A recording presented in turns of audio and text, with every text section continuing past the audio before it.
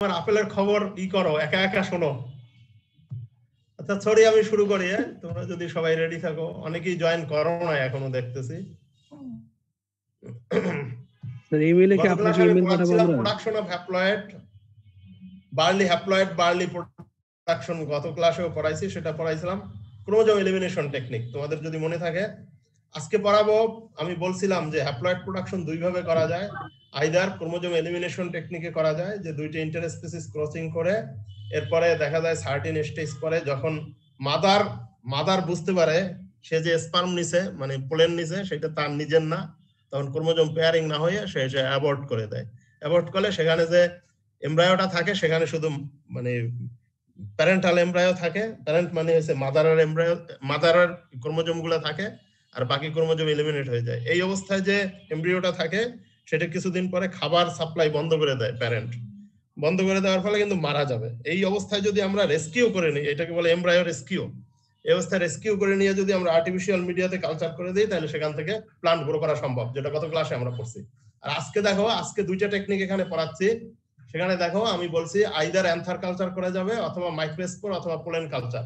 আমি এখানে লিখে রাখছি, দেখো 2 নাম্বার দিয়ে লিখছি another or pollen culture technique. আগে ছিল ক্রোমোজোম এলিমিনেশন, এখন হলো অ্যান্থার বা পোলেন কালচার। তাহলে এখন যদি স্কিমেটিক ফিগারটা যদি আসো, তাহলে এখানে দেখো আমি এখানে আমাকে এই অ্যারোটা দেখতে পাও তোমরা স্ক্রিনে? আমি যে অ্যারোটা ঘোরাচ্ছি দেখতে পাচ্ছ? यस স্যার, দেখা যাচ্ছে। মাউস পয়েন্টের অ্যারোটা দেখতে পাও না? জি স্যার। আচ্ছা, এই যে মাউস পয়েন্টটা দেখো, একটা ফ্লাওয়ার বার্ড, যে কোনো বার্লির একটা ফ্লাওয়ার বার্ড নিলাম, যেটার সাইজ হবে 3 থেকে 5 মিলিমিটার। 3 থেকে 5 মিলিমিটার ফ্লাওয়ার বার্ড নিয়ে, আসলে এইভাবে ইন্ডিভিজুয়াল ফ্লাওয়ার বার্ডও নেওয়া যায় অথবা ফুল স্টকও কেটে আনা যায়, যেটার ভিতরে 3 থেকে 5 মিলিমিটার সাইজের তোমার আছে, ফ্লাওয়ার বার্ড আছে। কি জন্য আমরা 3 থেকে 5 মিলিমিটার নিব? কারণ হচ্ছে আমাদের যদি পোলেন কালচার বা অ্যান্থার কালচার করতে হয়, আমাদেরকে এই যে আমরা যদি এমব্রিও ফরমেশনে যখন যায়, তখন হলো বাই নিউক্লিয়েট স্টেজ হয়। তোমরা জানো যে স্পার্ম মানে যদি পোলেন গ্রেনের ডেভেলপমেন্ট করো, তোমরা পোলেন গ্রেনের ডেভেলপমেন্টে দেখো সেখানে আছে বাই নিউক্লিয়েট স্টেজে, কিন্তু পোলেন গ্রেন যখন পোলেন টিউব ফর্ম, এটাকে আমরা বলি বাই নিউক্লিয়েট স্টেজ। বাট আমরা যদি অ্যান্থার কালচার অথবা পোলেন কালচার করে হ্যাপ্লয়েড প্রোডাকশন করতে চাই, তাহলে আমরা ইউনি নিউক্লিয়েট স্টেজে থাকতে হবে। বাই নিউক্লিয়েটে চলে গেলে সেখান থেকে আর রেসপন্স পাওয়া যাবে না, এটা লেট। এজন্য আমরা বলি আমরা লেট ইউনিনিউক্লিয়েট স্টেজ, মনোনিউক্লিয়েট বা ইউনিনিউক্লিয়েট অথবা লেট ইউনিনিউক্লিয়েট স্টেজে যে অবস্থায় অ্যান্থার থাকে, তার মানে ওখানে ভিতরে মায়োসিস শুরু হয়েছে। সেটা দিয়ে আমরা কি করব? এই ধরনের ফ্লাওয়ার বাট নিব। তাহলে ফ্লাওয়ার বাট নিয়ে দুইটা টেকনিকে যাইতে পারি। এই ফ্লাওয়ার বাটটাকে স্টেরাইল করব, স্টেরিলাইজিং এজেন্ট। আমরা প্রথমে অ্যালকোহল দিয়ে স্টেরিলাইজেশন করব, 70% অ্যালকোহল। স্যার 3 থেকে 5 সেন্টিমিটার কেন নিছে, এটা আবার একটু বলবেন স্পষ্ট করে? 3 থেকে 5 মিলিমিটার সাইজের ভিতরে আমরা দেখি ওই যে পোলেন ডেভেলপমেন্টের যে স্টেজ তোমরা পড়ছো, তোমরা ইয়াতে প্রোবোটানি পড়ানোর কথা সেকেন্ড ইয়ারে, সেখানে কিন্তু পোলেন ফাংশনাল পোলেন হয় যখন সেটা বাই নিউক্লিয়েট হয়। বাই নিউক্লিয়েট মানে কি? একটা নিউক্লিয়াস হইছে তোমার ইয়ার সাথে, এগের সাথে ফিউজ করবে, আর একটা নিউক্লিয়াসের কাজ কি? পোলেন টিউব ফরমেশন করা। তার মানে পোলেন টিউব তৈরি করিয়া সে তোমার এর ভিতর দিয়া, স্টিগমার ভিতর দিয়ে আগাই যাবে। তাহলে এই দুইটা নিউক্লিয়াস থাকে, কিন্তু তোমার পোলেনের মধ্যে দুইটা নিউক্লিয়াস থাকে। একটাকে বলি আমরা জেনারেটিভ নিউক্লিয়াস, আর একটাকে বলি ভেজিটেটিভ নিউক্লিয়াস। তোমাদের যদি মনে থাকে, এই দুইটা নিউক্লিয়াসই কিন্তু পোলেনের মধ্যে থাকে। তাইলে আমরা এটাকে বলি binucleate stage. But binucleate স্টেজে পোলেন অলরেডি ম্যাচিউর। এই ম্যাচিউর পোলেন কালচার করলে সেখান থেকে অ্যাপ্লয়েড প্রোডাকশন হবে না। তাহলে আমাদের এই বাই নিউক্লিয়েট স্টেজে সেল ডিভিশনে পোলেন হয়ে গেছে, বাট বাই নিউক্লিয়েটে যায় নাই। ফাংশনাল পোলেন হওয়ার আগে যখন লেট ইউনিনিউক্লিয়েট স্টেজে থাকবে অথবা ইউনিনিউক্লিয়েট স্টেজে থাকবে, জাস্ট বাই নিউক্লিয়েটে যাবে, এই অবস্থাটা আমাদেরকে নিতে হবে। এই সাইজটা সাধারণত দেখা যায় 3 থেকে 5 মিলিমিটার সাইজের যদি ফ্লাওয়ার বাট নেই, তার ভিতরেই পাওয়া সম্ভব। এই জন্য আমাদেরকে 3 থেকে 5 মিলিমিটার সাইজের যে ফ্লাওয়ার বার্ড, সেগুলোকে আমাদের সিলেক্ট করতে হবে। এটা স্পেসিস টু স্পেসিস বিভিন্ন ইয়াতে ভেরি করতে পারে, বাট বার্লি এবং হইছে বার্লি, হুইট প্লাস হলো ব্রাসিকার অল মানে ব্রাসিকা কিন্তু অনেক ধরনের আছে, 6-7 ধরনের আছে। ব্রাসিকা নেপোস, ব্রাসিকা অলেরেসিয়া, ব্রাসিকা রাপা, অনেক ধরনের আছে, তোমরা জানো, কারিনাটা, জুনসিয়া। বাট আমাদেরকে এই 3 থেকে 5 মিলিমিটার সাইজের যদি আমরা ফ্লাওয়ার বাট নেই, এরপরে ফ্লাওয়ার বাট আমরা কিভাবে কালেক্ট করে আনবো? ফ্লাওয়ার বাট হইছে আমরা একটা টিউবের ভিতরে অথবা বোতলের ভিতরে ছোট্ট ভায়ালের ভিতরে কালেক্ট করে আনবো, বাট কিপ ইন দ্য আইসের মধ্যে রাখতে হবে, কারণ টেম্পারেচার যদি বেড়ে যায় তাহলে ওইখানে ডিজেনারেশন শুরু হয়ে যাবে, মাইক্রোস্পোরের ডিজেনারেশন শুরু হয়ে যাবে, সেখান থেকে পাওয়া যাবে না। তাহলে আইসের ভিতরে আমরা ছোট্ট ভায়াল বসাই, তার ভিতরে ফ্লাওয়ার বাড গুলো একটা একটা করে তুলে নিয়ে আসবো। নিয়ে আসলে এটার ভায়ালের ক্যাপটা বন্ধ করে ল্যাবে নিয়ে আসবো। ল্যাবে নিয়ে আসার পরে এই ফ্লাওয়ার বাড গুলা নিয়ে আমরা লেমিনার এয়ারফ্লো ক্যাবিনেটের ভিতরে চলে যাব। লেমিনার এয়ারফ্লো ক্যাবিনেট আগেই তৈরি করা থাকবে, তোমরা নিশ্চয়ই লেমিনার এয়ারফ্লো ক্যাবিনেটের নাম শুনছো না? হ্যালো, জি স্যার। আচ্ছা, এখানে স্টেরাইল কন্ডিশন মেইনটেইন করার জন্য অল পারপাস আমরা বলে ইনভিট্রো কালচার বলে, এগুলোকে ইনভিট্রো মানে আর্টিফিশিয়াল কন্ডিশনে আমরা করব। অতএব এখানে নিয়ে আসা প্রথম আমরা 70% অ্যালকোহলে 3 থেকে 5 মিনিট এটাকে ওয়াশ করব, কিন্তু এই ওয়াশিং সময় আমরা বারে বারে এজিটেট করব। কোন একটা গ্লাস রড বা কিছু দিয়ে এজিটেট করলে পরে সব জায়গায় সমানভাবে অ্যালকোহলটা লাগবে। পরে 3 থেকে 5 মিনিট পরে অ্যালকোহল ফেলে দিয়ে 70% অ্যালকোহল, তার ভিতরে আমরা 0.1% মার্কিউরি ক্লোরাইড, 0.1% মার্কিউরি ক্লোরাইড অথবা তোমার 1% ক্যালসিয়াম হাইপোক্লোরাইড অথবা সোডিয়াম হাইপোক্লোরাইড, এইটা দিয়ে আমরা 15 থেকে 20 মিনিট তোমার স্টেরিলাইজ করব ফ্লাওয়ার বাডগুলোকে। এই ফ্লাওয়ার বাডগুলোকে স্টেরিলাইজ করার সময় আমরা এর ভিতরে টুইন 20 দেব। একটা কেমিক্যালস আছে টুইন 20, TWEN এরপরে 20, টুইন 20 এর কাজ হয়েছে, এটাকে বলা হয় ল্যাবরেটরি ডিটারজেন্ট। এর অন্য নাম ল্যাবরেটরি ডিটারজেন্ট। মানে হয়েছে এইটা যদি দেওয়া হয়, আমরা আপাত দৃষ্টিতে ফ্লাওয়ার বাডগুলো স্মুথ মনে করলেও যদি মাইক্রোস্কোপের নিচে দেখি তাহলে কিন্তু এগুলো স্মুথ না, এগুলো রাফ সারফেস। তাহলে রাফ সারফেসের কর্নারে কর্নারে যেন আমার স্টেরিল্যান্ড পুষে, তার মানে ওর গায়ে কোনো মাইক্রো অর্গানিজম লেগে না থাকে, এটাকে এশিওর করার জন্য আমরা কিন্তু টুইন 20 দেই। তো টুইন 20 1 থেকে 2 ড্রপ টুইন 20 দিলে সেটা যদি এখন গ্লাস রড দিয়ে এজিটেট করি তাহলে দেখা যাচ্ছে ফ্লাওয়ার বাডেল অলমোস্ট অল পসিবল জায়গায় তোমার ওই আমার স্টেরিল্যান্ড পুষে যাবে। স্টেরিল্যান্ড হিসেবে আমি কি বলছি, 0.1% মার্কিউরি ক্লোরাইড অথবা 1%। মনে রাখো মার্কিউরি ক্লোরাইড দিলে 0.1% দিতে হবে, কারণ মার্কিউরি ক্লোরাইড কিন্তু হাইলি টক্সিক। আর যদি আমরা সোডিয়াম হাইপোক্লোরাইড অথবা ক্যালসিয়াম হাইপোক্লোরাইড ব্যবহার করি তাহলে 1% দিতে হবে। তাহলে দেখো কোথায় 0.1% আর কোথায় 1%। এইটা দিয়ে 20 মিনিট 15 থেকে 20 মিনিট যখন স্টেরিলাইজ হয়ে যাবে তখন আমরা এই স্টেরিল্যান্ডটা ফেলে দেব। এমন ভাবে ফেলবো যেমন ফ্লাওয়ার বাড পড়ে না যায়। সবটাই কিন্তু লেমিনার এয়ারফ্লোর ভিতরে হচ্ছে। তাহলে এরপরে এই ফ্লাওয়ার বাড গুলাকে 3 থেকে 5 বার স্টেরাইল ডিস্টিল ওয়াটার দিয়ে থরলি ওয়াশ করতে হবে। স্টেরাইল ডিস্টিল ওয়াটার মনে রাখো, কিন্তু যা কিছু ভিতরে লেমিনার এয়ারফ্লোর ভিতরে নিতে হবে সবই স্টেরাইল হইতে হবে, এবং স্টেরাইল ডিস্টিল ওয়াটার দিয়ে 3 থেকে 5 বার এটাকে ওয়াশ করতে হবে। এই স্টেপটাকে বলা হয় রিন্স করা। রিন্স মানে যে কেমিক্যালস আছে সেই কেমিক্যালসের মাথাকে সেটাকে ওয়াশ আউট করে দেওয়া, রিনজিং। রিন্স করে দিলে আমার ওই যে টক্সিক কেমিক্যালস দিয়ে আমি ধুইছি সেটার ইফেক্টে আমার ফ্লাওয়ার বাড মারা যাবে না। এরপরে একটা একটা করে ফ্লাওয়ার বাড আমাকে তুলে আনতে হবে। কোথায় তুলে আনতে হবে? আমার একটা পেট্রি ডিশের উপরে, স্টেরাইল পেট্রি ডিশের উপরে স্টেরাইল টিস্যু পেপার থাকবে, টিস্যু ফিল্টার পেপার। সেই ফিল্টার পেপার উপর তুলে আনলে এইটার গায়ে যে অতিরিক্ত পানি লেগে আছে সেটা চলে যাবে। এরপরে এখান থেকে একটা একটা করে যদি বাম পাশের দিকে তাকাই, প্রথম বাম পাশের দিকে যাই, তাহলে এই ফ্লাওয়ার বাডটাকে ওপেন করে একটা একটা করে অ্যান্থার বাড়ি করে নিয়ে আসবো। তাহলে এই অ্যান্থার গুলাকে পরে আমার আর্টিফিশিয়াল মিডিয়া, তার মানে এমএস মিডিয়া হোক বা অন্য যে মিডিয়া হোক সুইটেবল হয়, সেই মিডিয়ার ভিতরে নির্দিষ্ট দূরত্ব রাখা একটা পেট্রি প্লেটে বা পেট্রি ডিশের ভিতরে 15 থেকে 20 অথবা 30 এই পরিমাণ সমান দূরত্ব রাখা আমরা অ্যান্থার গুলাকে সাজাই দিব। তাহলে এই অ্যান্থার গুলা সাজাই যদি রাখা দেওয়া যায়, দেখা যাবে 7 থেকে 10 দিন বা 15 দিন পরে এই অ্যান্থার গুলা সোয়েল হয়ে যাবে, সোয়েলিং হবে, ফুলে উঠবে। ফুলে উঠলে ভিতরে যে মাইক্রোস্পোর ডেভেলপ হচ্ছিল ইউনিনিউক্লিয়েট স্টেজে, লেট ইউনিনিউক্লিয়েট বলছি অথবা আর্লি বাইনিউক্লিয়েট, এই স্টেজের যে তোমার সেলগুলা ছিল যেখান থেকে পোলেন ডেভেলপমেন্ট হচ্ছিল, সেই সেলগুলা থেকে ক্যালাস ডেভেলপমেন্ট হয়ে যাবে। এই ক্যালাস ডেভেলপমেন্ট হলে এই কথাটা আমি লিখছি এখানে, দেখো ক্যালাস। এই ক্যালাস কালচার করলে এরপরে যদি রিজেনারেশন মিডিয়া দেই সেখান থেকে দেখা যাবে এমব্রিও ফর্মেশন করবে, এরকম সবুজ সবুজ এমব্রিও করবে। এই এমব্রিও ডেভেলপমেন্টে প্রত্যেকটা হ্যালো কেউ কিছু বলছো? আচ্ছা, এই ক্যালাস গুলাকে যদি আমি সাবকালচার করে দেই অন্য মিডিয়াতে, তাহলে দেখা যাচ্ছে যে এখান থেকে তোমার এমব্রিও ডেভেলপমেন্ট হবে। এই সবুজ সবুজ গুটি গুটি দেখা যাবে। এই গুটি গুটি গুলার প্রত্যেকটা যদি সেপারেট করে আমি কালচার করি আবার ফার্দার মিডিয়ামে, অন্য মিডিয়ামে, তাহলে দেখা যাচ্ছে এখান থেকে কমপ্লিট প্লান্ট হয়ে যাবে। এই যে প্লান্টটা, এই প্লান্টটা কিন্তু এখন হ্যাপ্লয়েড, কারণ সে ডেভেলপ হয়েছে কোথা থেকে? ওই যে পোলেন মাদার সেল ছিল পিএমসি, তোমরা মনে আছে কিনা, সেই যেটা ইউনিনিউক্লিয়েট স্টেজে ছিল, লেট ইউনিনিউক্লিয়েট অথবা আর্লি বাইনিউক্লিয়েট, সেখান থেকে যে গাছটা হয়ে গেছে সেটা হলো হ্যাপ্লয়েড প্লান্ট হলো। এখন এই ডান পাশে আসি, ডান পাশে এইটা গেল অ্যান্থার কালচার, বাম পাশেরটা। ডান পাশে আমি দেখাইছি পোলেন কালচার অথবা মাইক্রোস্পোর কালচার। পোলেন কালচার কি? এখানে ডাইরেক্ট নয়েজি হচ্ছে, এখানে ডাইরেক্ট অ্যান্থারটা কালচার না করে অ্যান্থারটাকে একটা তোমার বিকার অথবা সিপ, 40 মেশ সিপ আছে, 40 মাইক্রন বলি আমরা, এই 40 মাইক্রন সিপের ভিতরে নিয়ে তার ভিতরে যে মিডিয়ামে কালচার করব আমরা, সেই মিডিয়ামের liquid form, not semi solid foam, liquid form MS media হইতে পারে, এনএলএন মিডিয়া হইতে পারে, অন্য যে কোনো মিডিয়াম হইতে পারে। সেই মিডিয়ামের লিকুইড ফর্ম নিয়ে তার ভিতরে অ্যান্থার গুলাকে একটা স্টেরাইল গ্লাস রড দিয়ে ক্রাশ করব, চেপে চেপে ভেঙে দেব। ভেঙে দিলে কি হবে? এই অ্যান্থারের ভিতর থেকে পোলেন গ্রেন গুলো বাইরে হয়ে আসবে।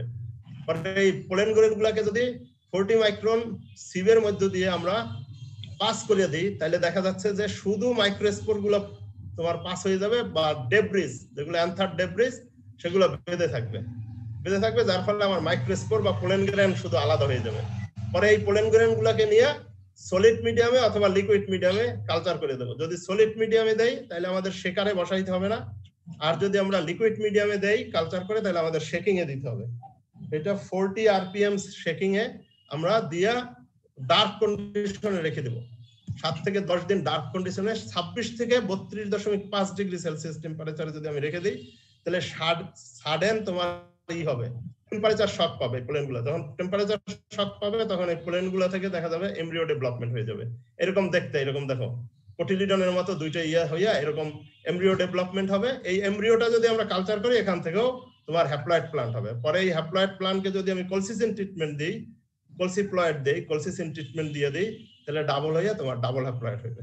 এখন দেখো আমরা কেন পোলেন কালচার বেশি প্রিফার করি অ্যান্থার কালচারকে। হ্যালো, অ্যান্থার কালচারে রিস্ক আছে। রিস্ক কি? অ্যান্থার কালচারে অ্যান্থারের যে ওয়াল, সেই অ্যান্থারের ওয়াল কিন্তু তোমার হলো ডিপ্লয়েড সেল, হোয়ারাস যে অ্যান্থারের ভিতরে যে পোলেন ডেভেলপমেন্ট হচ্ছিল, পোলেন মাদার সেল, তারা কিন্তু হ্যাপ্লয়েড সেল। তাহলে আমরা যেহেতু হ্যাপ্লয়েড প্রোডাকশন চাই, আমরা চাই এই ক্যালাস ডেভেলপমেন্ট যেন হ্যাপ্লয়েড সেল থেকে হয়। কিন্তু বাট যদি অ্যান্থার কালচার করো, there is chance to develop callus from the anther wall through.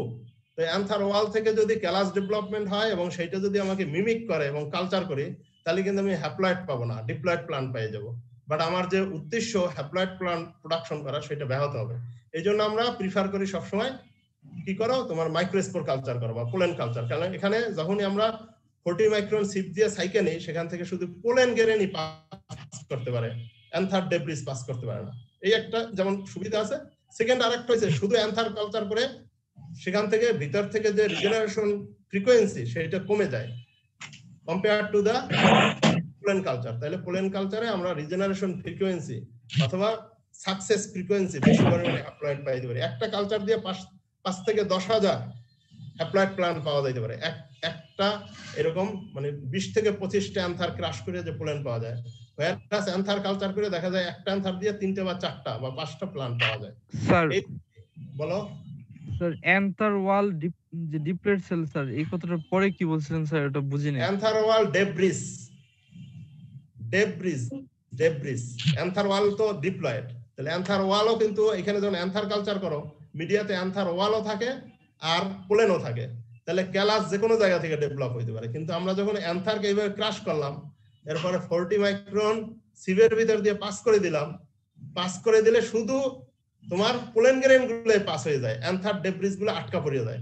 পরে আমরা এই পোলেন গুলো নিয়ে কালচার করি। তাহলে মাইক্রোস্পোর বা পোলেন কালচার করলে আমাদের অ্যান্থার ওয়াল থেকে রিজেনারেশনের সম্ভাবনা কম, যেটা অ্যান্থার কালচার করলে আমার রিজেনারেশনের সম্ভাবনা আছে। ক্লিয়ার হয়েছে কিনা? স্যার প্লেটিং অফ অ্যান্থারস এর পরে এটা কি লেখা বুঝতে পারছি না। কই পোলেন কালচার কোথায়? এখানে পোলেন এমব্রিও কোথায়? প্লেটিং অফ অ্যান্থারের নিচে। প্লেটিং অফ অ্যান্থার এরপরে ক্যালাস, CALLUS ক্যালাস না, ক্যালাসের আগে উপরে। ক্যালাসের আগে কিছু লেখা নাই, ওটা ক্যালাস দেখাইছি আকাইয়া। এটা তো একটা ছবি এরকম। ক্যালাস কি বলো তোমরা? হোয়াট ইজ ক্যালাস জানো নাকি? হ্যাঁ, কি বলো, কেউ জানো? তোমাদের কেউ গালি দেয় নাই ইন্টারমিডিয়েটে পড়াও বা এসএসসি তে পড়া যখন ক্লাস, মানে ক্লাস কাদেরকে গালি দেয় বলো তো? আইসো ক্লাস গালি? অলস লোকদেরকে ক্লাস। না, ব্যাপারটা তা না। ব্যাপারটা হচ্ছে যাদের বোধ বুদ্ধি কম, বোধ বুদ্ধি কম তাদেরকে নির্বোধদের বলা হয় ক্লাস। কি জন্য? ক্লাস মানে হচ্ছে এগ্রিগেট অফ সেলস, যেগুলোর কোনো নির্দিষ্ট কোনো ফর্ম নাই, মানে তার হাত হইবে কোনটা, পা হইবে কোনটা, কি হবে কিছুই জানে না, মানে mass of cell but they have no determinants, কি হইবে এখান থেকে কোনটা হবে, এটা ক্লাস বলে না। একটা অথর্ব মানুষ বসে আছে বাট সে খায় দায় ঘুরে পড়ে কিছুই করে না, যেমন কইছে অলস, তার মানে এর কর্মক্ষমতা, এর কাজ কি এটা জানে না। এটা হচ্ছে প্লান্টের ক্ষেত্রেও সাডেনলি কতগুলা সেল এরকম সোয়েলিং হইয়া এগ্রিগেট অফ সেল হয়, কার নির্দিষ্ট কোনো আকৃতি পায় না, নির্দিষ্ট কোনো অর্গান ফর্ম করবে বা কি হবে সেটা জানে না, সেই অবস্থাটা এগ্রিগেট অফ সেলটাকে বলা হয় ক্যালাস। এই ক্যালাস ফর্মেশন হয়, ক্যালাসকে সাবকালচার করে, এই ক্যালাসের কোনো cell turn to the green এবং সেটা এমব্রিও ফর্মেশনে যায়। এই এমব্রিও গুলো পরে সেপারেট করে আমরা কালচার করি। ক্লিয়ার হয়েছে কিনা?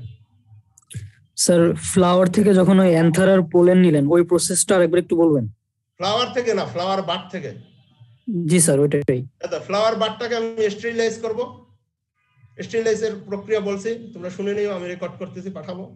সেখান থেকে এইটাকে তখন সেপারেট করে, স্টেরিলাইজেশনের পরে যে প্রক্রিয়া বলছি সেপারেট করে একটা একটা করে অ্যান্থার আলাদা করে আমি কালচার করে দেবো, আর কিছু না।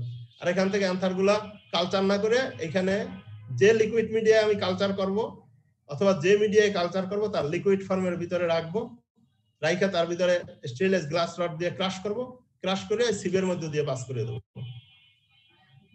প্র্যাকটিক্যাল এগুলো যদি করতে চাও, এগুলো আমার এক্সপেরিমেন্ট। যখন কেউ এমএস করতে যদি আসো, এমএস পিএইচডি এনিথিং, তখন এমনিতেই করবো আমার সাথে এগুলা, স্যার এগুলাই কাজ। স্যার যেহেতু আপনি বলেন যে পোলেন কালচারে মানে পসিবিলিটি বেশি ফর্ম করার, তাহলে আমরা অ্যান্থার ক্যান করি, মানে এতে সুবিধা কি? আচ্ছা, কিছু কিছু প্লান্টে অ্যান্থার কালচার ইজি পোলেন কালচারের চেয়ে। পোলেন কালচারে সাকসেস পাওয়া যায় না, সেইখানে অ্যান্থার কালচার করি। আমি দুইটা টেকনিকই শিখাচ্ছি, যেখানে যেটা যেমন রাইসের ক্ষেত্রে পোলেন কালচারের সাকসেস রেট কম, হোয়ারাস অ্যান্থার কালচারের সাকসেস রেট আছে। টমেটোতে পোলেন কালচারের success rate com but another কালচারের সাকসেস রেট আছে। বেগুনেও তাই। কিন্তু ব্রাসিকা গ্রুপের যত ক্রপ আছে, ব্রাসিকা গ্রুপের পোলেন কালচারের সাকসেস রেট ভেরি হাই। যেমন আমার পিএইচডির সময় আমি পার কালচারে প্রায় 20,000 পাইছি। পিএইচডি ওয়ার্কে যখন আমি করছি এই পোলেন কালচার, মাইক্রোস্পোর কালচার, এবং আমি এটা গর্ব করে বলি যে পৃথিবীর অন্যতম একজন মানে গুড হ্যান্ড এই পোলেন কালচারের লোক আমি। কারণ আমি হইলো এই গোল্ডেন স্কালপেল পাওয়া লোক। আমার জার্মানি থেকে আমাকে যখন এটা করছি, আমার ইনস্টিটিউট থেকে, ইউনিভার্সিটি থেকে আমাকে দিছে তোমার গোল্ডেন স্কালপেল দিয়ে যে কাটছি, ডিসেক্ট করছি, সেগুলা আমাকে একটা গোল্ডের বাধাই দিয়ে দিছে। আমাকে এই জন্য স্বীকৃতি দিয়েছে যে পৃথিবীর অন্যতম সেরা হাত আমার এই পোলেন। 100% হোমোজাইগাস হইতেও পারে, নাও হইতে পারে, সেখানে হেটারোজাইগোসিটি থাকতে পারে, 40%, 30%, 60%, 80%, ডোন্ট ম্যাটার। যেমন তুমি হয়েছে টল এবং ডোয়ার্ফ ক্রসিং করছো, ঠিক আছে? তোমার যে F1 এ হয়েছে টি, ক্যাপিটাল টি আর একটা স্মল টি, এখানে কি এটা কিন্তু ডিপ্লয়েড নাকি? একটা ক্যাপিটাল টি আছে, একটা স্মল টি আছে, বাট ইটস এ 50%, মানে 50 আছে ডমিনেন্ট, 50 আছে তোমার রিসিসিভ, তার মানে 100% এটা আছে, বাট ইটস এ কিন্তু ডিপ্লয়েড। বাট ডাবল অ্যাপ্লয়েডে কিন্তু তা নাই। ডাবল অ্যাপ্লয়েডে আমি যে ক্রোমোজোম কমপ্লিমেন্ট ছিল তারই ডাবল করে দিছি, মানে it should be 100% homozygous. Clear কিনা? স্যার বুঝতে পেরেছি। ইয়েস। তাহলে এখন কিভাবে বুঝবা যে এটা হ্যাপ্লয়েড? ফিচারস অফ হ্যাপ্লয়েড দেখে তো চিনতে হবে আমাদেরকে, তাহলে বুঝবা কিভাবে?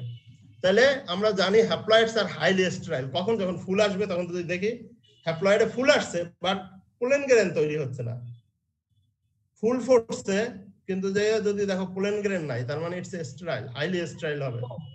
কারণ কি? হ্যাপ্লয়েডের তো তার এই ধারণা না জন্মে যে হ্যাপ্লয়েডে ফুলই আসবে না, তা কিন্তু না। এই যে তোমাদের মধ্যে অনেক সময় ধারণা হইতে পারে, এই কি হয়েছে এত চিৎকার চেঁচামেচি করো,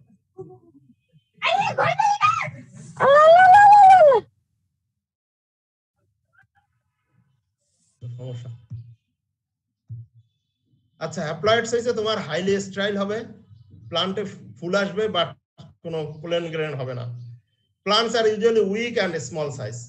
তোমার হইছে হ্যাপ্লয়েড প্লান্ট গুলো উইক হয় এবং স্মল সাইজের হয়। লিভস এর জেনারেলি স্মল হয়, ছোট ছোট লিফ হয়। Plants are of low viability, এই হ্যাপ্লয়েড প্লান্ট বাঁচার সম্ভাবনা কমে যায় নরমাল প্লান্টের চেয়ে। ইউজড ফর র্যাপিড, কি জন্য তারপরে আমরা করি হ্যাপ্লয়েড? আমরা বলছি এর আগেই যে used for rapid production of homozygous diploid lines. আমরা যদি হোমোজাইগাস ডিপ্লয়েড লাইন প্রডিউস করতে চাই খুব quickly within the one generation, তাহলে আমাদের একমাত্র প্রক্রিয়া হয়েছে তোমার হ্যাপ্লয়েড প্রোডাকশন করা। কি জন্য আমরা? কারণ এইটা দিয়ে আমরা হোমোজাইগাস রিকম্বিনেন্ট লাইন যেগুলা, যখন কারণ হচ্ছে আমরা যে পোলেন কালচার করছি, পোলেন গ্রেন কি ইস পোলেন গ্রেন কিন্তু তোমার পারমুটেশন কম্বিনেশন। মায়ের ভিতরে যে সেল ছিল, মায়ের ভিতরে যে জিন ছিল, সেই জিনের পারমুটেশন কম্বিনেশন ক্রসিং ওভার হয়েই কিন্তু এক একটা পোলেন গ্রেন হয়েছে। তার মানে যদি ধরো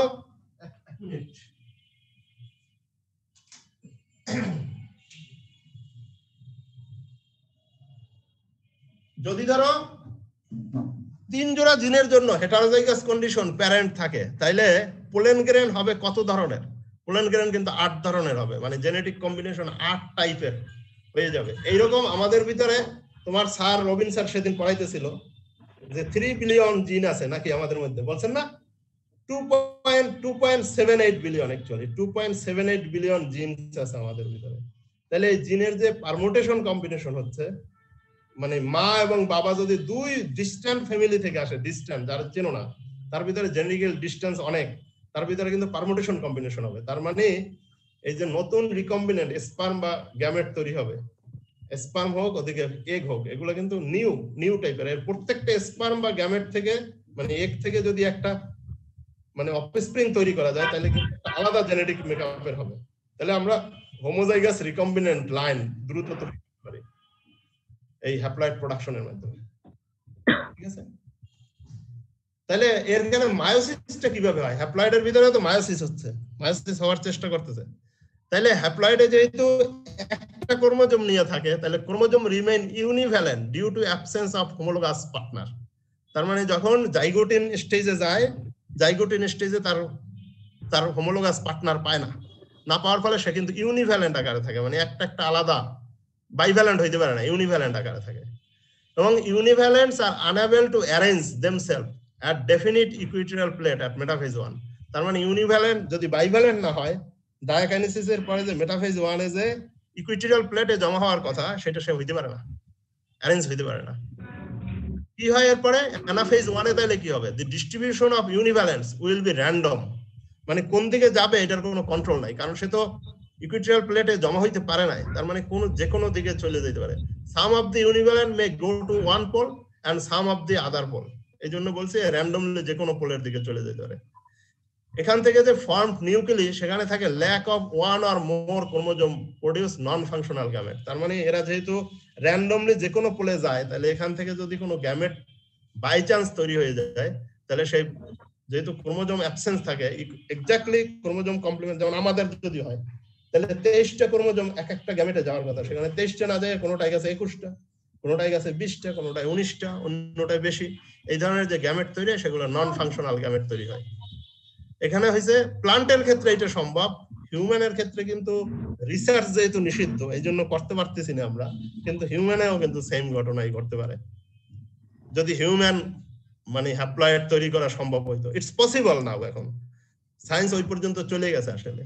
occasionally all chromosome may go to the same pole to produce functional gamete, but যদি কোনো কারণে ধরো 23টা আমাদের একটা পোলের দিকে যায়, মানে একটা মায়োসিসের মায়োসিস মানে অ্যানাফেজ 1 শেষ হলে কি 2টা তোমার হচ্ছে আমার কি হওয়ার কথা, 2টা নিউক্লিয়াস হওয়ার কথা নাকি, এবং 2টা নিউক্লিয়াস সমান সমান যাওয়ার কথা, 23টা যাওয়ার কথা।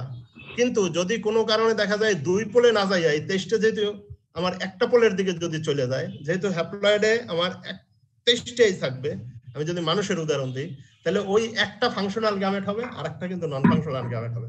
তাহলে এই কোনো সময় যদি ফাংশনাল গ্যামেট তৈরি হয়ে যায়, যদি আরেকটা মেল বা ফিমেল, এটা যদি মেল হয়, তাহলে ফিমেল গ্যামেটের সাথে যদি ফিউশন হয়, তাহলে সেখানে কিন্তু বাচ্চা হইলেও হইতে পারে। পৃথিবীতে এইরকম অনেক ঘটনা ঘটে। বিয়ে ছাড়াও বাচ্চা হওয়া সম্ভব তোমাদের পক্ষে, এটা কি তুমি জানো? সম্ভব। গভীরে গভীরে চলে যাইতে হবে, বুঝছো? এটা হচ্ছে নিজে ফার্টিলাইজ, এবং সেটা কিন্তু মেয়ে বাচ্চা হবে, ছেলে বাচ্চা হবে। স্যার এটা কি ক্লোনিং স্যার? না না, ক্লোনিং একটা বা অন্য নিজের এক দিয়ে নিজের এক ফার্টিলাইজ হয়ে যেতে পারে, ফিউশন হয়ে যেতে পারে। দুইটা এক একত্রে ফিউশন হয়ে গেলে ডাবল এক হয়ে গেল। ডাবল এক হইলেই তো 46টা ক্রোমোজোম হয়ে গেল। তার মানে 46টা ক্রোমোজোম হলে ওই মেয়ের পেটে আরেকটা মেয়ে হয়ে পড়বে। হ্যাপ্লয়েড না না, ডাবল সে তো আমি বললাম একটা, সে তো ডিপ্লয়েডই হবে, কারণ সে মায়োসিস করিয়া এক তৈরি করছে 4টা। তার মিনিস্ট্রেশন সাইকেলে একটা এক বাইচে থাইকা একটা এক থাইকা বাকিটা তো চলে যায় 4টা। এখন কোনো কারণে মিনিস্ট্রেশন সাইকেলে 2টা এক রয়ে গেছে, 2টা এক তার রয়ে গেছে ফাংশনাল এক। এখন ওই 2 এক নিজে নিজে ফিউশন হয়ে গেছে, নিজে ফার্টিলাইজ করে। ফার্টিলাইজ বলে না, এটাকে ফিউশন বলে।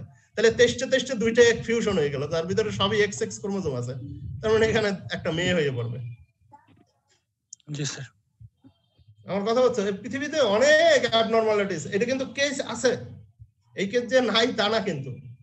তার মানে কি, এটা যদি আমাদের দেশে ঘটতো, কোনো মেয়ের যদি এরকম হয়, তাকে কিন্তু মানে সতীত্ব প্রমাণের জন্য বহুত কিছু হয়ে যাবে। বাট পৃথিবীতে কিন্তু এরকম ঘটনা ঘটতেছে।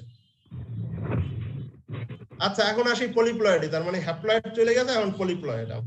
পলিপ্লয়েড আমি বলছি 2 ধরনের পড়াবো আমরা, অটোপলিপ্লয়েড আর অ্যালোপলিপ্লয়েড, নাকি? তাহলে পলিপ্লয়েডে আমি বলি যে ইন্ডিভিজুয়াল হ্যাভিং মোর দ্যান 2 জিনোমস। কোন একটা ইন্ডিভিজুয়ালের মধ্যে যদি মোর দ্যান 2 জিনোমস থাকে, সেটা হইতে পারে ট্রিপ্লয়েড, সেটা হইতে পারে টেট্রাপ্লয়েড, সেটা হইতে পারে পেন্টাপ্লয়েড, হেক্সাপ্লয়েড এন্ড সো অন। তাহলে এখন এখানে তোমাদের কাছে ক্লিয়ার, ট্রিপ্লয়েড মানে 2n = 3x, টেট্রাপ্লয়েড 2n মানে 4x, পেন্টাপ্লয়েড 2n মানে 5x, হেক্সাপ্লয়েড 2n মানে 6x। এই 2n মানে হলো জাইগোট, মানে হইছে মেল এবং ফিমেল গ্যামেটের ফিউশনে তৈরি হয়েছে, বাট তার ভিতরে 3 সেট ক্রোমোজোম আছে। আবার হেক্সাপ্লয়েডে 6 সেট ক্রোমোজোম আছে, এরকম। এখন দেখো এখানে তোমাদের কোনো কনফিউশন আছে কিনা, আশা করি। ঠিক আছে, তাহলে অরিজিন কিভাবে হয়, পলিপ্লয়েডের অরিজিন কিভাবে হয় শুনি একটু। তাহলে একটু আগে একটা উদাহরণ দিছি কিন্তু আমি, এই যে মেয়েদের বাচ্চা হয়ে যাইতেছে, ডিপ্লয়েড হয়ে যাচ্ছে, তার মানে fertilisation between different levels of পলিপ্লয়েডস।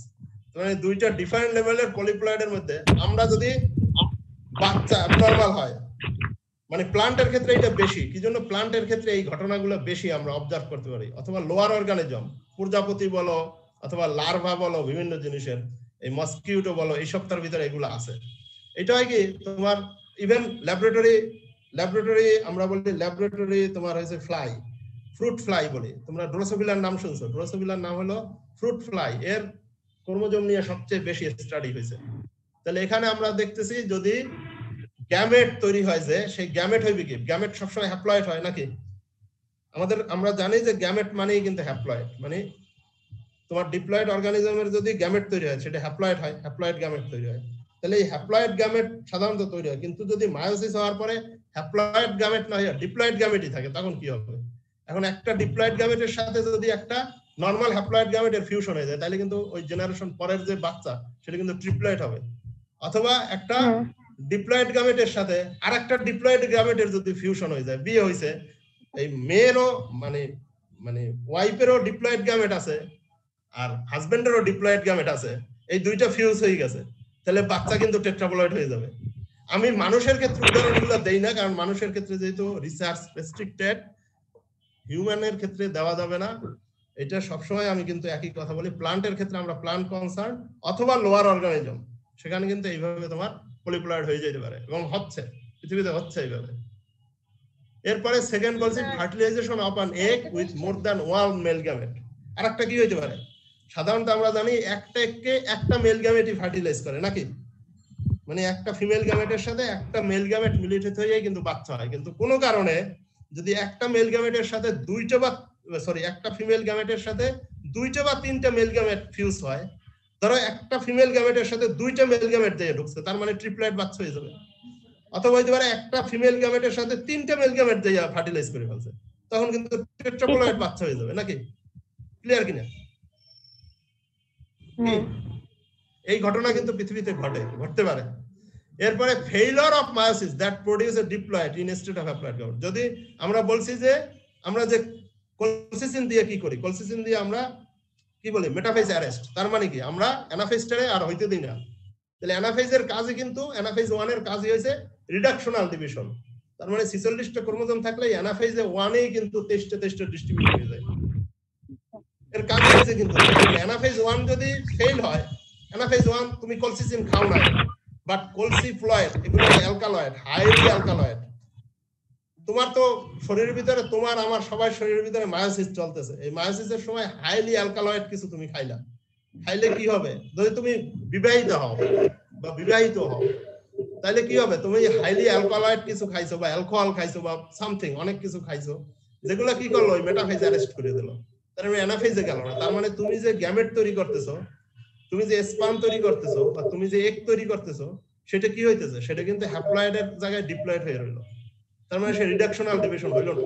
তার মানে তুমি ডিপ্লয়েড এগ তৈরি করে আসো, এর ভিতরে যদি একটা নরমাল স্পার্মাইয়া ফিউজ করে, তার মানে ট্রিপ্লয়েড হয়ে যাবে। আর যদি বাবা মা দুইজনেই ডিপ্লয়েড গ্যামেট তৈরি করে থাকে, তাহলে টেট্রাপ্লয়েড হয়ে যাবে, হইতে পারে। আবার কি হইতে পারে? সোমেটিক ডাবলিং হয়ে যেতে পারে। তার মানে তোমার বিয়ের সাথে মানে মেটিং হয় নাই, বাট সোমেটিক সেল, যেটাকে আমরা সাথে পার্থেনোকার্পি বলি, পার্থেনোকার্পি, এই সোমেটিক সেল, এই কে পড়ালেখা করে?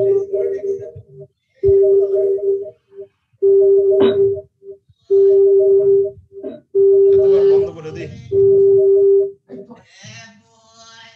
আচ্ছা, এখন সোমেটিক ডাবলিং, সোমেটিক সেলের মধ্যে যদি কোনো অ্যালকালয়েড বা অন্যান্য কোনো প্রভাবে হঠাৎ করে ডাবল হয়ে যায়, সেই ডাবল যদি তোমার ব্লাস্টোসিস শুরু হয়ে যায়, সেখানে ব্লাস্টোসিস বলে এগুলোকে।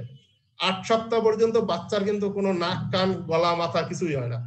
এই ব্লাস্টোসিস তোমার ডিটারমিনেন্ট তৈরি করে যে কোন সেলটা থেকে মাথাটা তৈরি হবে, কোন সেলটা থেকে নাকটা তৈরি হবে, কোন সেলটা থেকে হাত তৈরি হবে, কোন সেল থেকে চোখ তৈরি হবে, এগুলোকে ডিটারমিনেন্ট বলে। এই ব্লাস্টোসিস 8 সপ্তাহের পরে ওইখানে ডিটারমিনেন্ট আসে এবং সেল স্পেসিফিক হয় কোন অর্গান তৈরি হবে। এখন এইভাবে কোনো একটা সেল যদি ডাবল হয়ে যায় এবং সেখানে ব্লাস্টোসিস হয় এবং ডিটারমিনেন্ট আইসে পড়ে, তাহলে কিন্তু উইদাউট তোমার ফার্টিলাইজেশনে বাচ্চা হবে এবং বাচ্চা ডাবল হয়ে যাবে।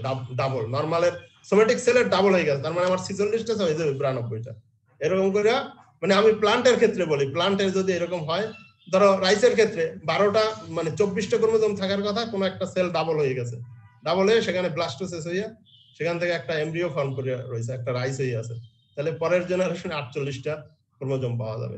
এই ঘটনা কিন্তু ঘটতে পারে, পৃথিবীতে এই ঘটনাও ঘটে। আচ্ছা, list of major crops with ploidy level, আমি কিছু এখানে লিস্ট দিছি যেগুলোর প্লয়েডি লেভেল আমাদের জানা দরকার উইথ ক্রোমোজোম নাম্বার। অনেক সময় তোমাদেরকে ভাইভা বোর্ডে জিজ্ঞেস করা হয়, তোমরা পারো না, আমি এই জন্য এটাকে নিয়ে আসছি।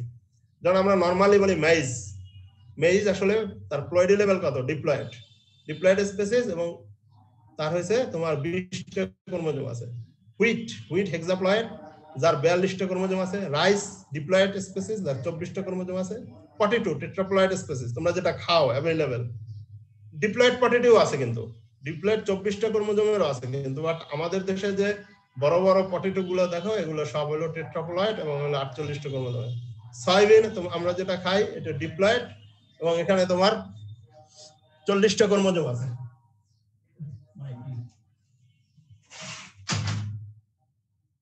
ক্রোমোজোম থাকে। এরপরে বার্লি 14টা ক্রোমোজোম, একটু আগে পড়াইছি, diploid species. Tomato diploid species এবং 24টা ক্রোমোজোম আছে। ব্যানানা, এই কথাটা বলতেছিলাম যে ব্যানানা হলো ট্রিপ্লয়েড, যেটা এখন খাও, টেবিল ব্যানানা অথবা যা সিডলেস ব্যানানা, এটা কিন্তু ট্রিপ্লয়েড স্পেসিস এবং পার্থেনোকার্পি হয়ে হয়। এই ট্রিপ্লয়েড স্পেসিস হওয়ার ফলে এর ভিতরে কিন্তু সিড হয় না, সিডলেস ব্যানানা হয়েছে। 33টা ক্রোমোজোম থাকে। ওয়াটারমেলন, এটা ডিপ্লয়েড স্পেসিস, 22টা ক্রোমোজোম। সুগার কেন, এটা কিন্তু অক্টাপ্লয়েড স্পেসিস এবং এর 80টা ক্রোমোজোম আছে। সুগার কেন যেটা দেখো তোমরা, আমাদের নদীর পাড়ে যে কাশ দেখো না, কাশের যে প্রথম এটা কিন্তু সুগার কেনের ওয়াইল্ড স্পেসিস, এটা ডিপ্লয়েড। তো ডিপ্লয়েড স্পেসিস হলে এখানে দেখো তার ভিতরে 20টা ক্রোমোজোম থাকবে, ঠিক আছে? তার মানে কাশও কিন্তু সুগার কেন। এই জন্য যখন প্রথম এই নদীতে পানি আসে, তখন এই কাশ জঙ্গল না, কাশের যে গাছ প্রথম বের হয়, দেখবা নদীর পাড়ে বাচ্চারা এই গাছগুলোকে টাইনে উঠে চিবায়, ছোট ছোট বাইজা নিয়ে যায়, কারণ এগুলো মিষ্টি লাগে। সুগার কেনের ডিপ্লয়েড স্পেসিস। তাহলে আমি এগুলো পড়াইছি। টাইপস অফ পলিপ্লয়েডস অলরেডি বলছি, একটা হলো অটোপলিপ্লয়েড আর একটা হলো অ্যালোপলিপ্লয়েড। অটো বলছি যদি individuals contain more than 2 identical genomic set, একই জিনোমিক সেট যদি 2 আর মোর থাকে তখন মোর দ্যান 2 দুই এর অধিক থাকে তখন তাকে বলা হয়েছে আমরা অটোপলিপ্লয়েড which are derived by self duplication of parental genomic set parental genomic set এর self duplication হয়ে এটা হয় এটা হইতে পারে অটো ট্রিপ্লয়েড অটো টেট্রাপ্লয়েড অথবা auto pentaploid and so on যে কোনোটা হইতে পারে অ্যালোপলিপ্লয়েড কি allopolyploid is a individual with multiple genomes derived from two or more distinct species by hybridization গত ক্লাসে তোমরা অনেকেই কোশ্চেন করছো আমি বলছিলাম কিন্তু যে কোন একটা ইন্ডিভিজুয়ালের ভিতরে যদি দুই অথবা মোর ডিস্টিংক্ট স্পিসিস থেকে জিনোম আসে থ্রু হাইব্রিডাইজেশন ন্যাচারাল হাইব্রিডাইজেশন হইতে পারে আর এখন আমরা আর্টিফিশিয়ালি করি তখন তাকে বলা হয়েছে অ্যালোপলিপ্লয়েড এবং এটা ডাবল হয়ে যাওয়াই হয়েছে অ্যালোপলিপ্লয়েড এটা অ্যালোট্রিপ্লয়েড হইতে পারে অ্যালোটেট্রা হইতে পারে অ্যালোপেন্টা হইতে পারে এন্ড সো অন এরকম অনেক ধরনের হইতে পারে তাহলে এখানে আমি অটোপলিপ্লয়েডের একটা উদাহরণ অনেকগুলা স্পেসিসে নিয়ে আসছি তোমরা দেখো অটো ট্রিপ্লয়েড প্রথম দেখো ট্রিপ্লয়েড তার মানে প্রত্যেকটা দেখো এক্স্যাক্টলি একই কালার দেওয়ার অর্থ কি একই কালার হয়েছে দেখো এই প্রথম ক্রোমোজোমের যে সেটটা তার 3টা মেম্বার দ্বিতীয় ক্রোমোজোমের যে নাম্বারটা সেখানে 3টা মেম্বার 3টা ক্রোমোজোমের থার্ড ক্রোমোজোমে দেখো 3টা মেম্বার তার মানে একই ক্রোমোজোমের ডুপ্লিকেশন হয়েছে যদি এক নাম্বার ক্রোমোজোমের একবার ডুপ্লিকেশন হয়েছে আর একবার ডুপ্লিকেশন হয় তিনবার ডুপ্লিকেশন হইয়া তার একই জিনোমের সেম জিনিস আছে 2 নাম্বার ক্রোমোজোমের ক্ষেত্রেও তাই 3 নাম্বার ক্রোমোজোমের ক্ষেত্রেও তাই টেট্রাপ্লয়েডের ক্ষেত্রেও এখানে 4টা ক্রোমোজোম আনা উচিত ছিল এখানে 3টা হয়ে আছে এখানে আরেকটা ক্রোমোজোম হয়তো আঁকা হয় নাই যাই হোক এখানে 4 সেট আঁকা উচিত ছিল 4 সেট এখানে 3 সেট আঁকা হয়ে গেল বাট এখানে দেখো প্রত্যেকটা ক্রোমোজোমের 4 বার ডুপ্লিকেশন হয়েছে দেখো 1 2 3 4 দেখছো 1 2 3 4 এখানে হয়েছিল 3 বার এখানে দেখো 4 বার তার মানে এটা টেট্রাপ্লয়েড স্পেসিস মানে একই ক্রোমোজোমের এক্সাক্ট 4 বার ডুপ্লিকেশন হয়ে গেছে এখানে কতগুলা স্যার 4n আর 4x এর মধ্যে পার্থক্য কি স্যার 4n আর 4x এর মধ্যে পার্থক্য নেই এখানে x লিখে দাও কোনো অসুবিধা নেই এখানে অনেক সময় এই জিনিসটা আমি এখানে x লিখে দিই x লেখাটাই অনেক বেশি যুক্তিযুক্ত সরি এটা ফিগার ইমেজ ফর্মে হয়ে আছে এটা x লেখাটা যুক্তিযুক্ত n দিও না তোমরা x দাও n লেখাটা যুক্তিযুক্ত হয় না এখানে x দেওয়াটা যুক্তিযুক্ত এখানে সবই এখানে ওই যে ইমেজ ফরমেশনে আসছে তো এইজন্য আমি চেঞ্জ করতে পারতেছি না এই সেম অনেকগুলা ক্রপের দিয়ে দিছি যে কমন ওয়েট এটা 6x হবে নট 6n এখানে n দিছি কিন্তু বড় হাতের n কিন্তু ছোট হাতের না ছোট হাতের n কিন্তু গ্যামেট বোঝায় তুমি যদি আগের স্লাইডে যাও এখানে দেখো এখানে সব n গুলো কিন্তু ছোট হাতে লিখছি দেখছো এই n ছোট হাতের n মানে কিন্তু গ্যামেট আর ওখানে ওরা x লাগছে ওটা অন্য জায়গা থেকে লিখছি আমি মানে x এর পরিবর্তে n লাগছে দেখো ক্যাপিটাল n আসলে ওরা ওইটা প্লয়েডই বুঝাইছে দেখো ক্যাপিটাল n লিখে রাখছে স্যার তাহলে এখানে স্যার ক্যাপিটাল n দ্বারা বেসিক ক্রোমোজোম বোঝাচ্ছে বেসিক ক্রোমোজোম সেট বোঝাচ্ছে ওরা n দিয়ে বুঝাইছে আমি x দিয়ে বুঝাইছিলাম আর কিছু না ওকে স্যার তো এখানে দেখো উদাহরণ দেওয়া হয়েছে কমন হোয়াইট অলরেডি বলছি হেক্সাপ্লয়েড আমি নিয়ে আসছি দেখো এরপরে টোবাকো কিন্তু এখানে নতুন আনছি টোবাকো স্ট্রবেরি তারপর হইছে রাসবেরি আনছি বোধহয় এই যে রাসবেরি এটা বয়েজেনবেরি এখানে লেখা বয়েজেনবেরি হেপ্টাপ্লয়েড বা রাসবেরি বলে এটাকে এটা আমাদের দেশে তোমরা খাও না কিন্তু ওয়েস্টার্ন ওয়ার্ল্ডে প্রচুর এটা অ্যান্টি ক্যান্সারাস মানে আছে পটেটো আনছি টোবাকো আনছি আর ব্যানানা তো বললাম ট্রিপ্লয়েড এরপরে আসো অ্যালোপলিপ্লয়েড বেসিক ক্রোমোজোম নাম্বারটাকে আবার একটু বলবেন কোনটা বেসিক ক্রোমোজোম নাম্বার সম্পর্কে একটু বেসিক ক্রোমোজোম নাম্বার একটা যখন অরিজিন হইছে মানে ইভলিউশন বিবর্তনের ধারায় কোন একটা ক্রোমোজোম কোন একটা স্পেসিস নির্দিষ্ট একটা ক্রোমোজোমের যে সেট অ্যারেঞ্জ থেকে অ্যাটেইন করছে নির্দিষ্ট ক্রোমোজোম নাম্বার সেটাকেই বলা হয় তার বেসিক ক্রোমোজোম সেট যেমন হচ্ছে মানুষের বেসিক ক্রোমোজোম সেট 23টা মানুষের হুইটের ক্ষেত্রে যেমন বেসিক ক্রোমোজোম 7 এরকম একটা স্পেসিস তার ডিপ্লয়েড স্পেসিস আসার সময় যে স্ক্রিনে তো তাকায় থাকে হ্যালো খুব খারাপ লাগে হ্যালো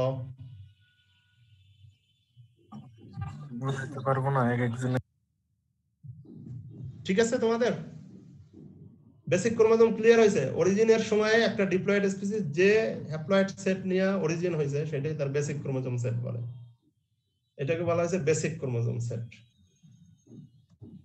এরপর আসে অ্যালোপলিপ্লয়েড আমি বলছি যে দুইটা ডিফারেন্ট স্পিসিসের ন্যাচারাল হাইব্রিডাইজেশন অথবা আর্টিফিশিয়াল হাইব্রিডাইজেশনের ফলে যে দুইটা সোর্স থেকে জিনোম আইসা তার যদি ডাবল হয়ে যায় তখন তাকে বলা হয় অ্যালোপলিপ্লয়েড অ্যালো মানে ডিফারেন্ট অ্যালো শব্দের অর্থ হচ্ছে ডিফারেন্ট তার মানে সোর্সেস অফ বেসিক সেট যদি ডিফারেন্ট হয় ডিফারেন্ট স্পিসিস থেকে আসে এবং তার যদি পলিপ্লয়েডাইজেশন হয় তখন তাকে বলা হয় অ্যালোপলিপ্লয়েড যেমন এখানে সরিষা তোমরা যে মাস্টার্ড সেই মাস্টার্ডের ইউ ট্রায়াঙ্গেল নিয়ে আসছে। এটাকে ইউ ট্রায়াঙ্গেল বলে। ইউ হইছে একজন সায়েন্টিস্টের নাম, সে আসলে কোরিয়ান কিন্তু কাজ করতো জাপানে। জাপানে সে কাজ করে 1935 সনে এই ট্রায়াঙ্গেলটা প্রপোজ করে। তার নাম অনুসারে তাকে সম্মান জানানোর জন্য এটাকে বলা হয়েছে ইউ ট্রায়াঙ্গেল। একজন মানুষের নাম ইউ, দেখতে ইউর মতো সেই রকম না কিন্তু, ঠিক আছে? সায়েন্টিস্টের নাম যেহেতু ইউ, তার নাম অনুসারে ইউ ট্রায়াঙ্গেল বলা হয়েছে। কি বলা হয়েছে এখানে দেখো তোমরা, দেখো সরিষার কিন্তু বেসিক যে ডিপ্লয়েড স্পিসিস সেটা তিনটা। কি কি আমি বলছি, ব্রাসিকা নিগ্রা, যার তোমার দেখো তার হলো জাইগোটিক ক্রোমোজোম 2n এবং এটা ডিপ্লয়েড স্পিসিস, 16টা ক্রোমোজোম আছে। তার জিনোম হলো বিবি জিনোম। এরপরে আসো ব্রাসিকা রাপা অথবা ক্যাম্পেস্ট্রিস, তোমরা যেটাই বলো, এটা কিন্তু সিনোনিম। ক্যাম্পেস্ট্রিসের সিনোনিম কিন্তু ব্রাসিকা রাপা, সবসময় মনে রাখবা। তাহলে এই ব্রাসিকা রাপা সেটাকে আমরা টার্নিপ বা ফিল্ড মাস্টার্ড বলি। আমাদের দেশে যেটা সরিষা তোমরা দেখো, এটা মোস্ট অফ দেম হয়েছে তোমার রাপা। এটা হয়েছে ক্রোমোজোম নাম্বার 20, ডিপ্লয়েড স্পিসিস এবং এ জিনোম আছে। এরপরে আসো এই পাশে ক্যাবেজ, যেটা তোমরা ক্যাবেজ খাও, ক্যাবেজ কলিফ্লাওয়ার যেভাবে বলো, সেটা হলো ব্রাসিকা অলিডেসিয়া, যার 2n = 18 এবং বেসিক সেট সি। তার মানে দেখো তিনটা ডিপ্লয়েড স্পিসিস কিন্তু ডিফারেন্ট। এখন যদি আমরা তাকাই এই সেটটা, তাকাই এই সেটটা, তাহলে দেখো ব্রাসিকা নায়াগ্রার সাথে ব্রাসিকা অলিডেসিয়া যদি ক্রসিং করো, তার মানে এখান থেকে অর্ধেক, তার মানে 8টা ক্রোমোজোম, আর এখান থেকে অর্ধেক, তার মানে সরি এখান থেকে 8টা আর এখান থেকে 9টা, তার মানে 8 9 এটা 9টা, 8 9 17 নাকি? তাহলে এখানে বি জিনোম আসলো এইটা দিয়া, সি জিনোম আসলো এইটা দিয়া। এখন এইটার যদি ক্রোমোজোম ডাবল হয়ে যায়, তার মানে 8 আর 9 17 ক্রোমোজোম ডাবল হয়েছে, তার মানে 34 হয়ে গেছে। আবার বি এর ডাবল হইয়া বিবি হয়েছে, সি এর ডাবল হইয়া সিসি হয়েছে। তার মানে ব্রাসিকা নিগ্রা এবং ব্রাসিকা অলিডেসিয়ার ন্যাচারাল ক্রসিং এর ফলে এবং হাইব্রিডাইজেশন কমপ্লিট হওয়ার পরে ক্রোমোজোম ডাবল হইয়া যে স্পিসিসটা তৈরি হয়েছে, সেই স্পিসিসটা হচ্ছে টেট্রাপ্লয়েড স্পিসিস, যার জিনোম হয়েছে বিবিসিসি।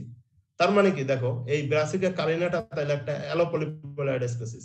কি জন্য? তার বেসিক যে ক্রোমোজোম ডোনার দুইটা স্পিসিস ডিফারেন্ট ছিল এবং তার জিনোম লেভেল ডিফারেন্ট ছিল। বাট এখন যেটা নতুন তৈরি হয়েছে ব্রাসিকা কারিনাটা, যেটা ইথিওপিয়ান মাস্টার্ড নামে পরিচিত, ইথিওপিয়া বা আফ্রিকাতে চাষ হয়, সেটা কিন্তু তোমার টেট্রাপ্লয়েড, বিবিসিসি জিনোম 34। সেম ঘটনা আমাদের যে ইন্ডিয়ান মাস্টার্ড ব্রাসিকা জুনসিয়া, সেখানে কি হয়েছে, ব্রাসিকা নিগ্রা থেকে 8টা ক্রোমোজোম আসছে, বি জিনোম আসছে, এবং ব্রাসিকা রাপা থেকে 10টা ক্রোমোজোম আসছে আর এ জিনোম আসছে। এই দুইটা যখন ক্রসিং হইয়া এই তোমার 10 আর 8 18, তার মানে এ আর বি, এইটার যখন ডাবল হয়ে গেছে, ডাবল হয়ে গেছে 18 আর 36, তার মানে আর এর এ ডাবল হয়েছে, বি বি ডাবল হয়ে গেছে, তার মানে এখানে 36টা ক্রোমোজোম হয়েছে, টেট্রাপ্লয়েড স্পিসিস উৎপন্ন হয়েছে, সেটা হলো ব্রাসিকা জুনসিয়া। সেম ভাবে তোমরা যদি দেখো ব্রাসিকা অলিডেসিয়া, এখান থেকে তোমার 9টা ক্রোমোজোম আসছে, সি জিনোম, এবং ব্রাসিকা রাপা যেখান থেকে 10টা ক্রোমোজোম আসছে, এ জিনোম। এই দুইটা ক্রসিং হইয়া তাইলে এটার ভিতরে ছিল কত, 10 আর 9 19টা, তার মানে এ আর সি জিনোম ছিল। যখন এটা ডাবল হয়ে গেছে, তার মানে 19টার ডাবল 38 হয়ে গেছে, প্লাস এ এর ডাবল এ, সি এর ডাবল সিসি, তার মানে ব্রাসিকা নেপোস হলো 2n = 38, তার মানে এটা টেট্রাপ্লয়েড স্পিসিস, তার মানে এ এ সিসি জিনোম আছে। তার মানে এগুলা দেখো নেচারে ডিফারেন্ট ডিপ্লয়েড স্পিসিসের মধ্যে তারা ইন্টার স্পিসিস ক্রসিং হইয়া তার ক্রোমোজোম ডাবল হইয়া অ্যালোপলয়েড স্পিসিস তৈরি হয়ে গেছে। তার মানে আমি যদি তাকাই, তার মানে ভিতরের দিকের যে তিনটা, তার মানে ইথিওপিয়ান মাস্টার্ড, ইন্ডিয়ান মাস্টার্ড এবং ক্যানোলা, যেটা অয়েল সিড রেপ বা ব্রাসিকা নেপোস, এই তিনটা কিন্তু তাইলে টেট্রাপ্লয়েড স্পিসিস। এই তিনটা টেট্রাপ্লয়েড স্পিসিস হলো অ্যালোপলিপ্লয়েড স্পিসিস। কারণ কি, তাদের ডোনার সেট, ডোনার হইছে ডিফারেন্ট স্পিসিস থেকে আসছে এবং তারপরে ডাবল হইছে। ক্লিয়ার হইছে কিনা তোমাদের কাছে? Sir clear? তাহলে এই হইছে আমাদের অ্যালোপলিপ্লয়েডের কাহিনী।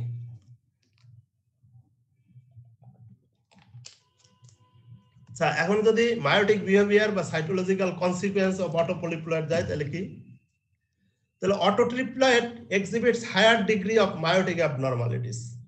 অটোট্রিপ্লয়েড বা টেট্রাপ্লয়েড যেটাই বলি, এটা higher degrees of meiotic abnormalities show করে। কারণ কি, সে নরমাল না, তার মানে ডিপ্লয়েড স্পিসিস নাই।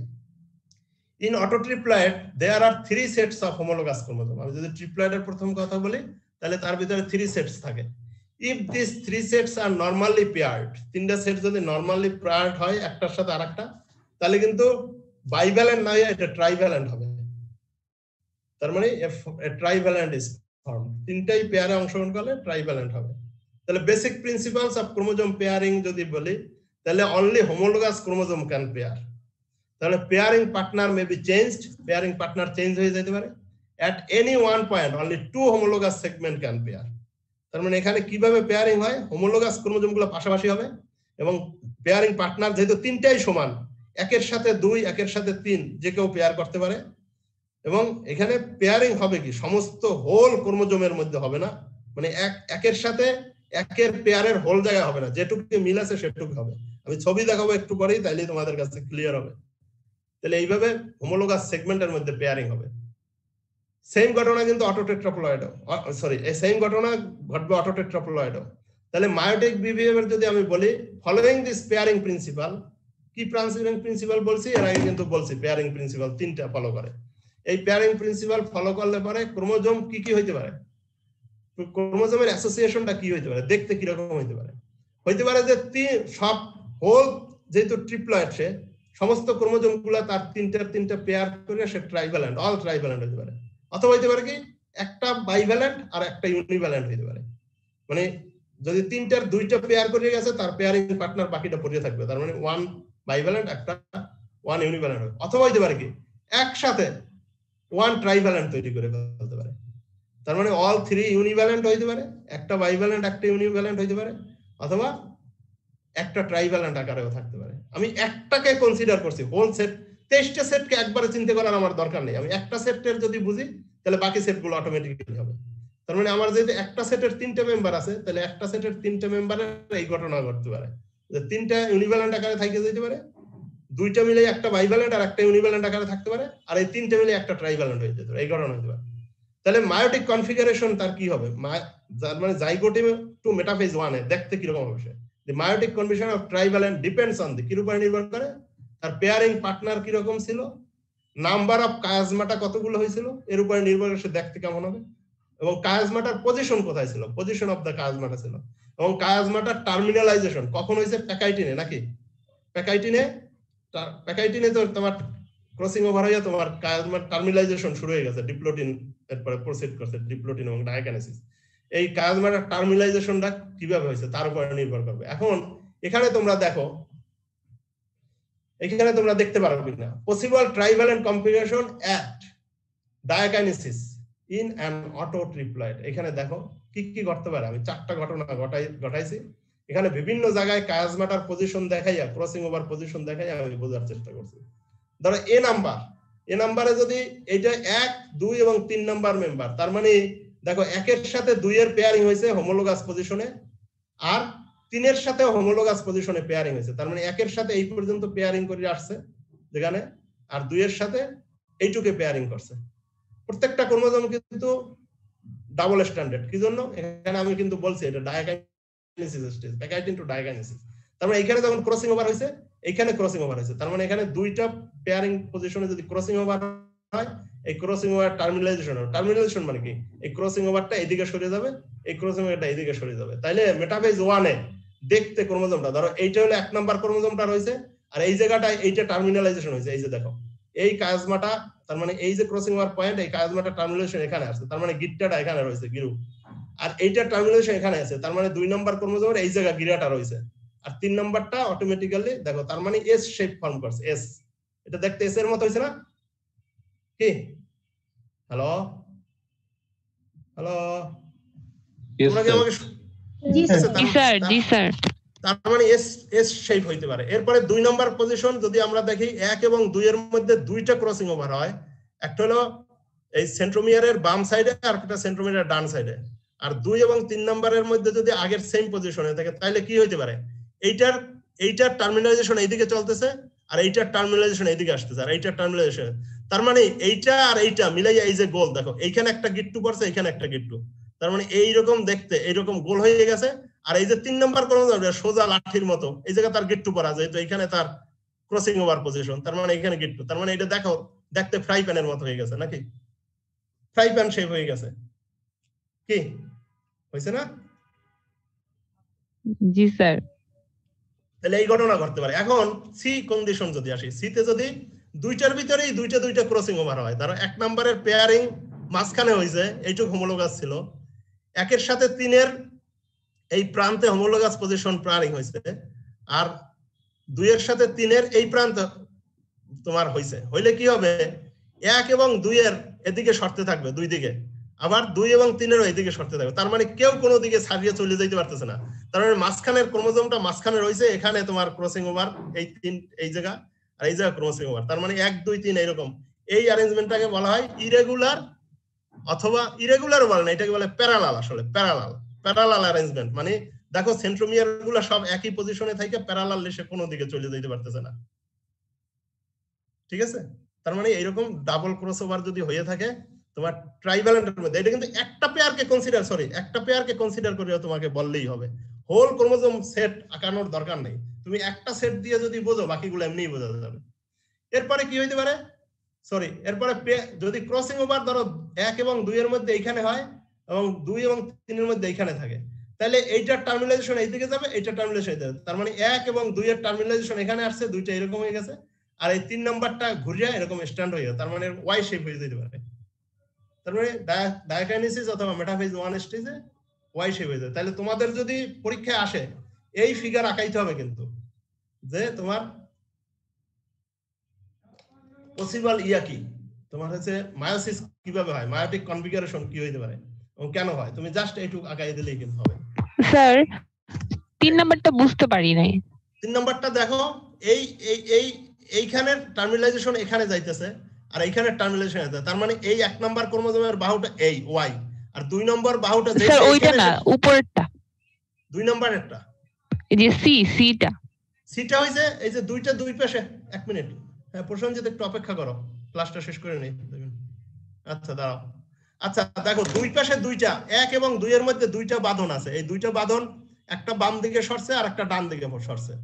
ঠিক আছে, আবার দেখো মানে 2 এবং 3 এর মধ্যেও 2টা বাঁধন আছে, এটাও ডান দিকে সরছে, এটাও বাম দিকে সরছে। তার মানে মাঝখানের ক্রোমোজোমটা কোথাও যাইতে পারতেছে না, তার মাঝখানে বাঁধন। কারণ হচ্ছে এইখানে তো এই যে এইখানে তো স্পিন্ডেল অ্যাপারাটাস আছে, এখানে যদি স্পিন্ডেল অ্যাপারাটাস তাকে টানতেছে দুই দিকে, এইখানে তাকে টানতেছে কিন্তু সে কোনো দিকে যাইতে পারতেছে না, এই দিকের টানে এই দিকে গেছে, এই দিকের টানে এই 1 এবং 3 এইখানে আর 2 নম্বর ক্রোমোজোম মাঝখানে বসে রয়েছে। তার মানে 2 মাথায় এই তিনটা মিলে একটা গিরা পড়ছে, এই 3টা মিলে একটা গিরা পড়ছে, সে কোনো দিকে নষ্ট করতে পারতেছে না। এটাকে বলে প্যারালাল অ্যারেঞ্জমেন্ট। জি স্যার, থ্যাংক ইউ। এইটা হইছে এই ঘটনা ঘটে আর কি। ঠিক আছে, তাহলে মায়োটিক বিহেভিয়ার যদি বলি, the distribution of chromosome of trivalent at anaphase 1, ওইটা গেল ডায়াকাইনেসিস বা মেটাফেজ 1 এ। অ্যানাফেজ 1 এ কি হয়, তাহলে এই যে স্পিন্ডেল অ্যাপারাটাসের অ্যারেঞ্জমেন্টের ফলে সে টানের ফলে এরকম রড শেপ হইতে পারে, দেখো 1 নম্বরটা রড শেপ হইতে পারে, অথবা এইরকম দেখো ডাব্লু শেপ হয়ে থাকতে পারে, কারণ এইটাকে এইদিকে টানতেছে, এটা এইদিকে ধরে, এখানে তো স্পিন্ডেল অ্যাপারাটাস, এখানে তো তোমার কি বলে, এখানে তো কাজমাটা ফরমেশন হয়ে রয়েছে, এখানে তোমার ক্রসিং জাংশন, এখানে সরতে পারতেছে না সে, অথবা এই শেপ এইরকম ছাতার মতো আমব্রেলা শেপ হয়ে যেতে পারে, অথবা এই যে ওয়াই শেপ হয়ে থাকতে পারে, অথবা এই ফ্রাই প্যান শেপ, যে কোনো দিকে অ্যানাফেজ যাইতে। মোস্ট অফ দি গ্যামেটস এখান থেকে যদি হয়, এটি ইমব্যালেন্সড গ্যামেট হবে এবং এগুলা ইনভায়াবল হবে, এবং autotriploid have high degree of sterility. এই জন্যই কিন্তু অটোট্রিপ্লয়েডের হাই ডিগ্রি অফ স্টেরিলিটি হয়। ঠিক আছে, তাহলে আজকে এই পর্যন্ত রাখি, আবার সামনের ক্লাসে আমি পড়াবো।